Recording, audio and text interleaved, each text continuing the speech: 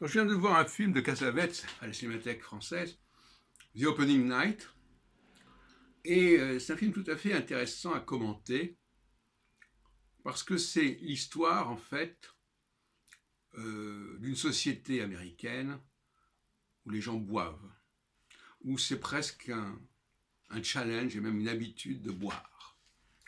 Et là nous avons l'histoire d'une femme qui boit beaucoup, mais qui finalement, et d'ailleurs quelqu'un le lui dit, arrive à jouer, parce qu'elle est comédienne, alors qu'elle a énormément bu.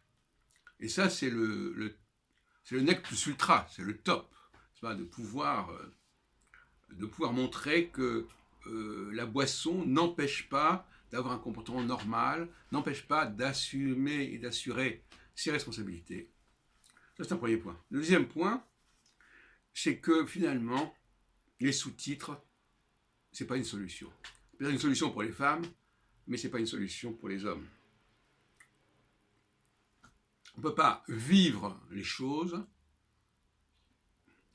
On voit des gens parler et on lit le texte qui est en dessous. Il faut dire les choses comme elles sont. Et donc finalement, on ne capte pas le texte au moment où c'est prononcé. On est en décalage. On ne réagit pas aux mots qui sont prononcés.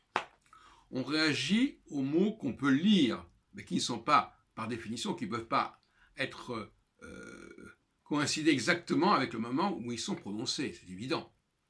Donc ça, c'est tout à fait faux. Et dans ce sens-là, je crois qu'il est préférable de recourir au doublage que de recourir aux sous-titres.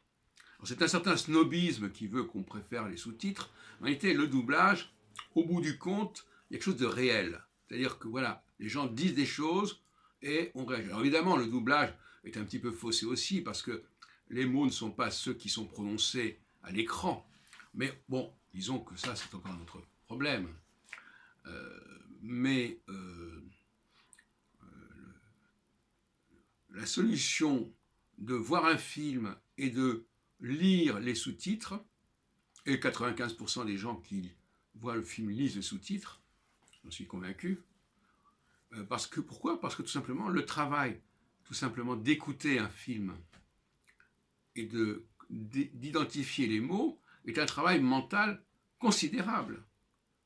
Et notre cerveau, lui, il cherche à se faciliter les choses. Donc si on lui propose quelque chose qui a déjà été décodé, puisque l'écrit, c'est le décodage de l'oral, eh bien, il va se précipiter, qu'on le veuille ou non, sur l'écrit, ce qui va lui épargner le travail du décodage oral. Par ailleurs, nous avons fait hier une expérience assez amusante.